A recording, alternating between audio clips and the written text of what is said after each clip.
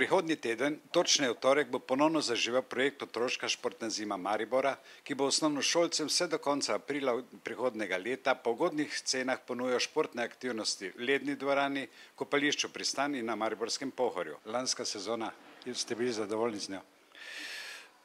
Z zimsko sezono? No, moram reči, da je bil to na nek način začetek ene zelo organizirane akcije. Lahko smo zadovoljni, saj je 960 približno torej otrok si nabavilo kartico ugodnosti, s katerim so imeli potem velike popuste, tako na smučiščih kot na drsališču in seveda v bazenu Pristan. Največ obiska evidentiranega potem na osnovi te kartice ugodnosti je bilo na smučiščih.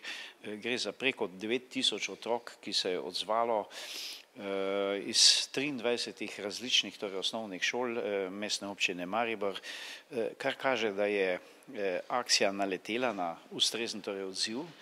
Prepričan sem pa, da letošnje ugodnosti, tako kot se ponujajo, in pa seveda tudi podaljšanje, da bo to trajalo od decembra pa tja do konca aprila, pomeni prav gotovo bistveno večji odziv in sem prepričan, da bo se številka glede te kartice ugodnosti pomnožila vsaj za 3.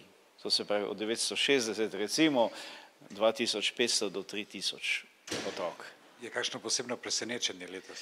Ja, dobro, možne so potem posebne presenečenja za tiste, ki se bodo največkrat za to kartico ugodnosti torej prijavljali, da bodo potem izžrebani za celoletne karte.